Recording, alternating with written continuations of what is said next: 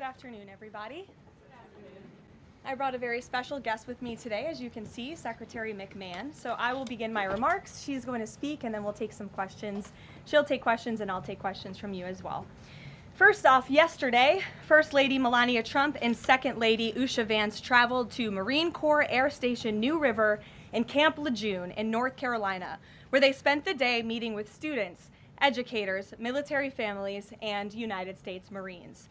Both the First Lady and Second Lady were grateful for the warm welcome and remain deeply committed to supporting military families and the communities that serve our great nation. May God bless all of them. In economic news, the September jobs report showed the American economy remains strong, with 119,000 new jobs added, more than double expectations. These gains came after the summer passage of President Trump's historic tax cuts and multiple big trade deals with countries around the world. In particular, construction jobs surged by 19,000 in September, the largest monthly gain in a year. Nearly all of this solid monthly job growth came from the private sector and went to Americans rather than foreign-born workers, the opposite of what we saw under the previous administration. Inflation also remains under control, and wages are up by 3.8% over the year for American workers because of President Trump's pro-growth policies. In fact, real wages are on pace to increase roughly $1,200 for the average worker this year under President Trump. This is a complete reversal of the failed Biden era, when we saw inflation skyrocket to 9%. Causing private sector workers to see their wages decline by approximately $3,000. We know that Americans are still hurting from the 4-decade high inflation caused by Joe Biden and the Democrats, but President Trump is making significant progress to fix this, and he will not stop working until he solves it. As the president recently stated, he is never satisfied. For example, President Trump's policies are working to make Americans' Thanksgiving more affordable this year, from their commute to the dinner table. Nearly 100 million Americans are expected to drive next week to spend time with loved ones for the holiday. And thanks to President Trump's drill baby drill agenda, the national average price of a gallon of gas on Thanksgiving Day is projected to be at the cheapest price since the COVID pandemic in 2021. President Trump is bringing down gas prices and providing significant savings to American families at the pump. And again, we expect those prices to continue to decline. According to the American Farm Bureau Federation's annual survey, cooking Thanksgiving dinner will also cost less this year than it did last year and is down about 5% overall. The average price for a staple of the meal, a 16-pound frozen turkey, is down more than 16% from last year, which will provide critical savings for families and their budgets. President Trump's entire economic agenda is aimed at putting more money back into the pockets of hardworking Americans. That's why he signed the largest middle tax cuts in history into law, from no tax on overtime, no tax on tips, to no tax on Social Security. And according to a new study from Piper Sandler, which is out this week, tax filers can expect an extra $1,000 bump to their tax refund next year, and what could be a record-breaking tax refund season. So there is more good news to come. We know these refunds will make a huge difference for Americans to help pay down their bills and use towards life's expenses. In other news this week, President Trump took a significant step toward delivering on a core campaign promise to finally close the Department of Education. To shrink the bloated federal bureaucracy, the Department of Education just entered into new interagency agreements with 4 agencies: the Departments of Labor, Interior, Health and Human Services, and State. These agencies will now ensure the delivery of legally required programs while also refocusing them to better serve students. This common sense action brings the Trump administration much closer to finally returning education where it belongs, at the state and local level, not in Washington, D.C. The Democrats' reckless 43-day government shutdown did manage to do one valuable thing. It proved that America does not need a federal Department of Education. During the longest shutdown in history, the Department of Education furloughed 90% of its staff, and America's education system was not impacted whatsoever. Schools stayed fully open across the country. Students attended class and received normal in-person instruction, and our wonderful teachers received their paychecks uninterrupted. The Democrats' government shutdown made it painfully obvious that American families do not need the Department of Education. Since its creation in 1979 during the Carter administration, the Department of Ed has spent over $3 trillion taxpayer dollars without improving student achievement. Despite pure pupil spending having increased by more than 245% since the 1970s, math and reading scores are down in public schools. In fact, the most recent Nation's Report Card from 2024 showed that 13-year-olds' math scores are the lowest they've been in decades, and their reading scores are the lowest since testing began more than 30 years ago. It's clear that throwing more money at a broken system does not work, and that's why President Trump appointed the amazing leader behind me, our Secretary of Education, Linda McMahon, who is making these monumental changes at the direction of the president. We're very grateful to have you here today to talk about these changes and then take some questions. Hopefully folks in this room will have some questions on the very important topic of education. So please, Mrs. Secretary. Thank you. Thank you very much, Karoline. It's really a pleasure to be here with you today, and thank all of you for being here as well. My purpose here is to speak directly to the American families, not just you, but to the American families, about the work this administration is doing in education to reverse our national decline with a hard reset of our educational system. That reset was a top campaign promise from President Trump to send education back to the states and end Washington's micromanagement of education once and for all. This week we took the most decisive steps thus far to make good on this promise to you. We have linked 6 groundbreaking partnerships with other federal agencies to delegate education department programs that are redundant with existing programs at Labor, State, Interior, and HHS. These interagency agreements to cut our own bureaucratic bloat are a key step in our efforts to shift educational authority from Washington, D.C. to your state education agency, your local superintendent, your local school board, entities that are accountable to you, and we encourage parents to always be involved. Cutting federal bureaucracy is never a popular move among D.C. insiders.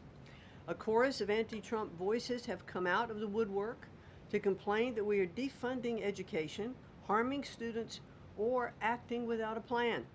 This could not be further from the truth.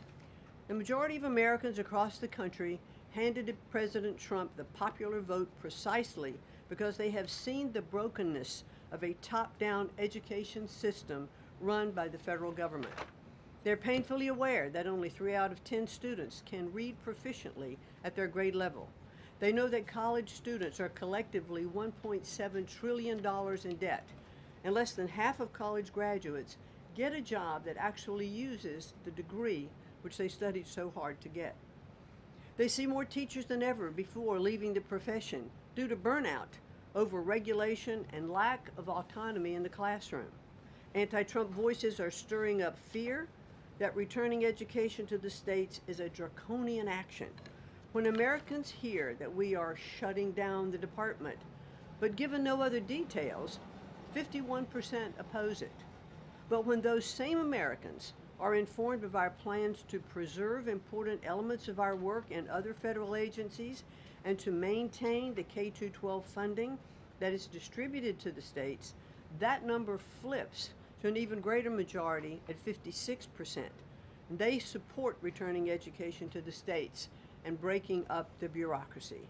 That's because the Department of Education is a pass-through entity. It doesn't educate a single student. The money it sends to states for education can be sent directly without waste. The Democrats' government shutdown proved that without a doubt, and I'll reiterate what you said, that the Department of Education was not necessary during the shutdown. Now, this is what I've seen already on my 50-state tour that I've embarked on. Educators are innovating in their schools. States are customizing their budgets and standards, and post-secondary institutions are planning for the economy of the future. But we're not leading them. They are informing us. That's why our final mission as a department is to fully empower states to carry the torch of our educational renaissance. Education is local. It should be overseen locally by those who best know local needs. We're not ending federal support for education. We are ending federal micromanagement and paving the way for education renewal through state reforms like school choice, the science of reading, and restoring the right priorities in higher education. President Trump promised to send education back to the states, and we're keeping that promise. America's next generation will look back on the work we've carried out, thankful for an education system that prioritizes students over bureaucracy. Thank you. Well, thank you very much, Madam Secretary, and we'll take some questions for the Secretary if you have them. Elizabeth, why don't you start? Thank you for joining us. You announced the partnership to move some functions of the Education Department to other agencies. Are you talking to members of Congress about codifying this so that it lasts beyond the administration? Yes, we started our conversation, and thanks very much for asking that, because there have been some reports that Congress is in the dark on this. That's clearly not true. We've been talking to, I've talked to dozens of members of Congress to explain to them exactly what we're doing, to bring them up to speed, and to say to them, look, when we have completed some of these transfers that are working incredibly well, then we will be looking to Congress to codify those, make them permanent. Brian. Thank you. Secretary McMahon, what is the update on the negotiations with Harvard? I know the President has publicly pointed to you as somebody who's worked on that. I think you've talked about that at length, but I'd like to understand, where are things with those negotiations with Harvard this time? They're ongoing negotiations, and I feel very comfortable that we are getting close to having those negotiations finalized. It's been open door conversation all along. Deanna? Hello, Mrs. Secretary. The President recently posted about establishing a federal standard for AI. Do you know if the administration has a view on the use of AI for students in schools? And Karoline, do you know if the President personally uses AI? I don't think so. You can handle that I've never one. witnessed it, so I can't attest to that. Well, I do think AI is going to need guardrails, but I have witnessed AI firsthand. I was at the Alpha School in Austin, Texas, and the first 2 hours of every day in that school, students are learning through AI. They have their headsets on, they're in front of their screens, and the AI is really acting as like an individual tutor for those students, allowing those students that can progress faster to do that. Those who need a little catch up, it refeeds information to them. And so after those 2 hours of learning, the basics of what they're doing in their curriculum that day, then they spend the rest of the day, they have good recess and all of that time, but then they spend the rest of the day in what are called life skills, and they're actually using the information that they've learned this morning. So I've seen some AI in action that is really proving quite beneficial. Michael. Thank you, Karoline. Secretary McMahon, as the Education Department continues to pare down, can you talk about taxpayer services like charter school grants and how the department will continue to assist kids with special needs? Well, we are going to make sure that there's no interruption in getting that grant money out the door. That money is, it comes from Congress, it's appropriated by Congress, and we legally are obligated to do that. And the transitions we're starting to make, our first programs that went over to the Department of Labor, that was a few weeks ago. We actually signed the first interagency agreement, which we accomplished under the authority of the Economy Act. We transferred grants for WIOA and for the Perkins Act. And the really good news is that the Department of Labor has a much more sophisticated system, technology system and grant fulfilling system than the Department of Education does. As a matter of fact, our executive manager that went over with that group over to Labor said he would compare what the labor system is to education's like held together by bubble gum that is not connected to any other part. So we were able to get those grants out the door more smoothly, and states have actually better access for those systems than they do at the Department of Education. So that's a real bonus. Take a couple more. Carrie, go ahead. As far as the diversity, equity, and inclusion new regulations that came out from the administrations, a lot of schools, whether high school or even higher education is concerned, some of them are defying these new administration policies, even apparently according to a new report. I'm sorry, I can't hear you, Rick. As far as there's been a new report from the administration saying that half of medical schools are defying the administration when it comes to DEI policies. What type of action will the administration take for these schools that are defying the new DEI policies? Well, certainly the president has been very clear, and the Department of Education has taken measures to make sure that as schools are developing, their policies, or if they have open DEI offices, they're closed, or DEI regulations and rules are stripped, from their programs, and so that will continue. Great. We'll take one more. Go ahead. Thank you, Caroline. Secretary McMahon, my question is, since you said 3 out of 10 students are literate with regard to their reading capacity, would now the states help to improve those numbers since you have gone back to the states? Well, what we are finding, that the states that are making great progress, it's through their own innovation. It's not coming from the Department of Education. I think the Department of Education is really misunderstood about what our function is. We don't teach one student. We have nothing to do with the curriculum that are in any states. We are a pass-through pathway from money that's appropriated by Congress to get to the states.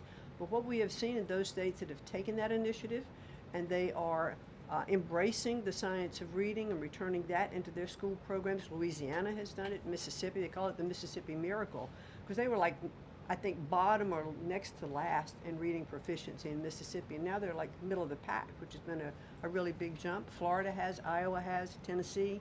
So, but these are innovations that are done at the state level. This is not anything we're dictating, and that's why I'm saying returning education to the states where they really are already leading in their education endeavors, and 90% of their budget they provide. The federal government only provides 8 to 10% of the budget for education, so let's make sure that that grant money that's coming from the federal government is getting in their hands as efficiently as possible and getting to students. We don't want teachers having to spend their time and money in regulatory compliance. There was one superintendent chief who said to me that they had done some calculation in their state, and that for every dollar that went into the classroom in a grant, 47 cents was spent in regulatory compliance. So let's get the money into the hands of our students and our teachers. Let's raise the level of education. The other thing I'll do, and I'll quickly wrap up for you, is this 50-state tour that I have embarked on. We've done about 14 states. We've shut down a little bit during the shutdown. But what I am doing is visiting different kinds of schools, grammar schools, middle schools, high schools, micro schools, private schools, charter schools, the whole gambit. And in the end, my goal will be, as we step away and fully deliver education back to the states, is to provide them with a best practices toolkit of all of the things that I have seen around the country to say, hey, this is working. Check with these superintendents, check with these governors. And you know what I've found a little bit is governors are a little competitive, so it's kind of nice to give some of these best practices out there. It'll work because it's already working. If we leave it with the people who are closest to the students, the president believes, as do I, the best education is that's closest to the child, and parents' involvement is critical to the success. Awesome. Thank you Thank so you, much. Linda. Your Thank you pleasure. so much. Thank I you. appreciate your coming All right. today. Thanks for your great work. Whoops. And Thank she's you all very much. a busy lady, so we'll let her Come get on. back to work. All right. Thank you again. Well, let's get to it. You guys were so calm with her. I wish you were that calm with me. We'll kick off with our new media seat, as always. Javier, why don't you start us off, and then we'll get to the rest of the room. Go ahead. Thank you very much. My name is Javier Negre. I'm from Spain. I'm the owner of the biggest media platform in Hispanic politics, with brands like La Derecha Diario, Ida TV, or UH+ or Vicegrad in Spanish. And I'm happy to be here. Thanks for supporting the new media, also in the Hispanic community. We try to fight against medias like Telemundo, Univision, CNN, or NBC News that are spreading fake news and attacking the ICE operations. We will premiere this Sunday the Real America's Voice, the Rainy Show, the first Hispanic show against communism and woke culture that is promoted by people like George Soros to bring communism all over the world, like happened in New York. I have two questions for you, if you don't mind. In Mexico, the young people is protesting against President Sheinbaum. They think she's doing nothing against the cartels. Sheinbaum used the police to attack them, young people, kids, girls, and she's attacking journalists like me. in a country where 150 journalists have been killed in the past years. The USA legacy media is attacking President Trump for his comments about the fake news media, while they are not publishing anything about the murders of journalists in Mexico. Why do you think they stay silent about the murders of journalists in Mexico and the attacks to businessmen like Ricardo Salinas? And my second question is, Trump said he has a plan for the narco state of Venezuela. Does he have a plan for Mexico where, according to Stephen Miller, the cartels are controlling governments and territories? Sure.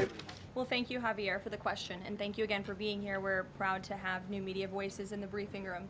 As for President Sheinbaum and the president's relationship with Mexico, I will tell you that we have seen historic strides from President Sheinbaum and her administration in Mexico when it comes to cracking down on the cartels. They have been incredibly cooperative with the president's efforts at our southern border to crack down on illegal immigration and also the illegal trafficking of drugs at the southern border. Now the president is very interested in taking additional measures against the drug cartels. He's been very clear about that. He's spoken about it, and this is a promise that he made to the American public. And so his national security team is discussing these options all of the time. And on the campaign trail, the president promised to take on the cartels. He has taken unprecedented action to do so, and he has left additional options at his disposal on the table. So those are only decisions that the president can make. Thank you. What about the silence of the legacy media about the murders of journalists in Mexico? 150 journalists have been killed in the past years. Yeah, well, it's certainly something I wish the media would report on more, and it's something that this administration absolutely condemns. I can't speak for the media, but I can speak for the president. That's not something he wants to see. Thank you. Sure. Hi, thank you, Caroline. Hi. Is there anything that Mayor-elect Mamdani could say tomorrow that would ease the president's concerns about his future leadership in New York? Look, I don't want to speak for the president or get ahead of this meeting that we are currently working on tomorrow. As you saw, the president put out a statement tomorrow that the mayor-elect will be coming to the Oval Office, and so our teams are arranging those details. I won't get into the president's thinking on it. I think you'll all hear from him directly.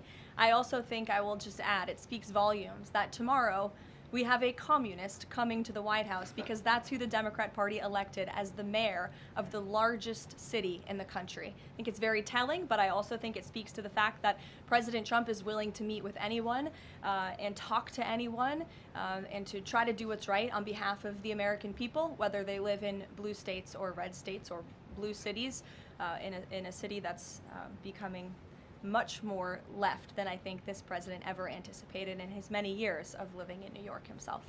Nancy. Thanks, Caroline. This morning, President Trump accused 6 Democratic lawmakers of seditious behavior punishable by death. Just to be clear, does the president want to execute members of Congress?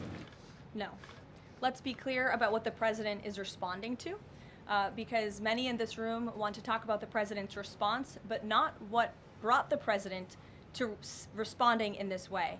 You have sitting members of the United States Congress who conspired together to orchestrate a video message to members of the United States military, to active duty service members, to members of the national security apparatus, encouraging them to defy the president's lawful orders. The sanctity of our military rests on the chain of command. And if that chain of command is broken, it can lead to people getting killed. It can lead to chaos. And that's what these members of Congress who swore an oath to abide by the Constitution are essentially encouraging. We have 1.3 active duty service members in this country. And if they hear this radical message from sitting members of Congress, that could inspire chaos, and it could incite violence, and it certainly could disrupt the chain of command. These 3 members of Congress, I will also add, knew exactly what they were doing. You look at Alyssa Slotkin. She's a former member of the CIA. Mark Kelly was a captain in the U.S. Navy. Maggie Goodlander was a naval officer, and notably, she is also the wife of Joe Biden's national security former advisor, Jake Sullivan. And so these members knew what they were doing. They were leading into their credentials as former members of our military, as veterans, as former members of the national security apparatus to signal to people serving under this commander-in-chief, Donald Trump, that you can defy him and you can betray your oath of office. That is a very, very dangerous message, and it perhaps is punishable by law. I'm not a lawyer. I'll leave that to the Department of Justice and the Department of War to decide. But the president has Chris, go frequently, ahead. but Caroline, can I just follow up? The president and the vice president, for that matter, have accused the other side of encouraging political violence. Isn't that exactly what the president is doing when he says that members of Congress should be killed? Why aren't you talking about what these members of Congress are doing to encourage and incite violence? They are literally saying to 1.3 million active duty service members not to defy the chain of command, not to follow lawful orders. Actually, Every they said single. you can refuse an illegal order, which But is they are, uniform but they're military suggesting, Nancy, that the president has given illegal orders, which he has not. Every single order that is given to this United States military by this commander-in-chief and through this chain of command, through the Secretary of War, is lawful. And the courts have proven that. This administration has an unparalleled record at the Supreme Court because we are following the laws. We don't defy court orders. We do things by the books. And to suggest and encourage that active duty service members defy the chain of command is a very dangerous thing for sitting members of Congress to do. And they should be held accountable, and that's what the president wants to see. Phil. Thank you. Ambassador Mike Huckabee had a meeting with Jonathan Pollard, a former U.S. citizen who was convicted and spent 3 decades in jail for selling state secrets to Israel. Did the White House know that that meeting was going to happen? Does the administration condone it? The White House was not aware of that meeting, but the president stands by our ambassador, Mike Huckabee, and all that he's doing for the United States and Israel. You said that the president was going to do what was right for U.S. citizens, regardless of whether they lived in blue or red states. I'm curious if there's any chance in tomorrow's meeting with Mayor-elect Mamdani that he will be able to convince the president to abandon that promise to cut off federal funding to New York City. Look, Phil, we'll see how the meeting goes tomorrow, and I'll let the president speak for himself. Natalie. Thank you, Caroline. What did the president mean when he called a reporter piggy? Look, the president is very frank and honest with everyone in this room. You've all seen it yourself. You've all experienced it yourselves, and I think it's one of the many reasons that the American people reelected this president, because of his frankness. And he calls out fake news when he sees it. He gets frustrated with reporters when you lie about him, when you spread fake news about him and his administration. But he also is the most transparent president in history, and he gives all of you in this room, as you all know, unprecedented access. You are in the Oval Office almost every day asking the president questions. And so I think the president being frank and open and honest to your faces rather than hiding behind your backs is frankly a lot more respectful than what you saw in the last administration, where you had a president who lied to your face and then didn't speak to you for weeks and hid upstairs and didn't take your questions. So I think everyone in this room should appreciate the frankness and the openness that you get from President Trump on a near daily basis. And Go ahead. As a follow-up, Yes. The Go Washington ahead. Post just Go reported that the Coast Guard has I'm stopped calling on considering- Bloomberg. Go ahead. Caroline, thank you. 2 questions for you. The New York Times is reporting that the administration is now sending a U.S. official to the G20. They're sending Mark Dillard. Can you confirm if that is true, and then also explain the shift in?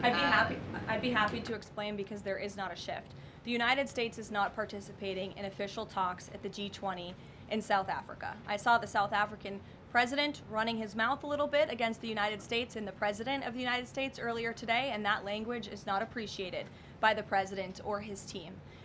The ambassador or the representative of the embassy in South Africa is simply there to recognize that the United States will be the host of the G20. They are receiving that send-off at the end of the event. They are not there to participate in official talks, despite what the South African president is falsely claiming. On Ukraine, there have been reports that President Zelensky said, he's looking to look at the plan, that there's been reports about the Trump administration proposing a plan. Can you just give an update on where Russia-Ukraine stands, and does the president plan to speak with Zelensky anytime soon, or when can you expect that? So I'm happy to provide an update. I've seen quite a bit of reporting on the latest with Russia-Ukraine, so let me clarify and give you guys the truth on where it currently stands.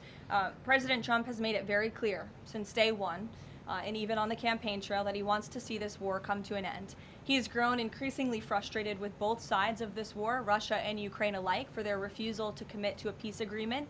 But nevertheless, the president and his national security team are steadfast in seeing this war come to an end, to end the killing and deliver on the president's promise. Special Envoy Witkoff, that Marco Rubio, have been working on a plan quietly for about the last month. They've been engaging with both sides, Russia and Ukraine, equally to understand what these countries would commit to in order to see a lasting and durable peace. That's how you get to a peace negotiation, right? That's how it worked with Israel, with respect to Israel and Gaza and all of the Arab countries in the Middle East. That's how we accomplished that historic agreement, which the UN, by the way, voted to commit to and accept this week, which was a huge monumental moment. So they have been engaged with both sides, and these talks are continuing. As always, I'm not going to litigate the details of this plan as it's ongoing and it's in flux, but the president supports this plan. It's a good plan for both Russia and Ukraine, and we believe that it should be acceptable to both sides, and we're working very hard to get it done. And I'll also add, I know Secretary Driscoll did meet with President Zelensky today. We spoke with him. He was very optimistic following that meeting, and so again, we are having good conversations with both sides with respect to ending this war. Sure, go ahead. On Ukraine, you said this is a good plan. So according to our sources, this proposal demands major concessions from Ukraine and doesn't demand much from Russia. So was Russia involved in drafting your this? understanding is wrong. Have you read the full plan? You haven't. Sources says. Yes. So if you can give details, You've read reporting from one side of the war, and so I want you to understand that the administration has talked equally with both sides. You have seen President Trump engage directly with both President Putin and President Zelensky. Likewise, his national security team has as well. In fact, Special Envoy Witkoff and Secretary Rubio met with some of the Ukrainians just in the past week to discuss this very plan. And so just like you saw with respect to Israel and Gaza, we are hearing out both sides of this war to understand what can you commit to end the war. And that's ultimately how we are going to get to an agreeable solution. That's what the president has directed of his team. I know there's a lot of criticism out there and a lot of doubters, but I would just remind you of the historic success that this president and his team accomplished in the Middle East. We believe that is possible with Russia and Ukraine, and we're hoping and working very hard to achieve that. Stephen. Could you provide a little more context on what to expect tomorrow with the Mamdani meeting? Will it be in the Oval Office, or is it going to be open at least partially to the press? I don't have any more details to read out for you on the meeting quite yet, Stephen. I know it's of great interest to you and the New York Post, but we'll keep, maybe if it opens, we can commit to letting you in. Sure, go ahead. Thank you, Caroline.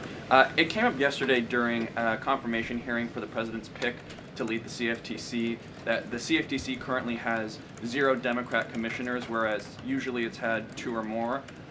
Does the president plan to appoint Democrats to financial regulators like the CFTC and SEC, or does the president feel that there shouldn't be Democrat leadership at those agencies, consistent with the administration's move earlier this year to remove Democrats from the FTC and other agencies? I'm going to be completely honest. I haven't spoken to the president about the CFTC in quite some time, but I'm happy to check in with our presidential personnel office and see if there's any updates that we can provide you there. Sure.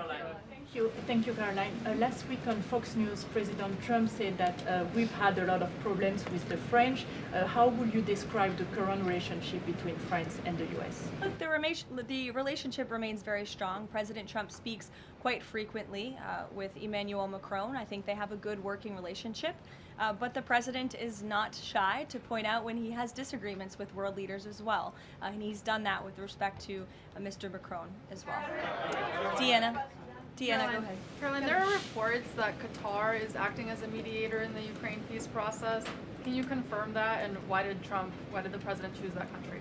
I'm not going to get into further details other than what I previously shared, which I think was quite a bit of information. Brian? Thank you, Caroline. 2 questions. We were talking about earlier in this briefing about the president's orders. You were going back and forth about what the ad said and what it didn't say. My first question is... The ad? The advertisement that the Senate Democrats were featured in. So my first question is, no matter what the order is, it could be to any administration official, military or otherwise, no matter if legal experts might think it's illegal. Does the president expect those cabinet members, administrative officials to go ahead with those orders regardless of any outside thinking or experts? The president expects his cabinet officials in the administration to follow the law and to demand accountability and hold people accountable for their dangerous rhetoric. And I would just add that if this were Republican members of Congress who were encouraging members of the military and members of our United States government to defy orders from the president and from the chain of command, this entire room would be up in arms. But instead, it is the other way around, and I think that's quite telling. I'm going to let you all go because the president, excuse me, I appreciate the encouragement this morning, this afternoon, but President Trump is about to meet in minutes with Israeli hostages who this administration freed, and so I'm going to go up to that meeting, and you will hear more about that later. Thank you. If you like this video, then like, share and subscribe to ET Now World.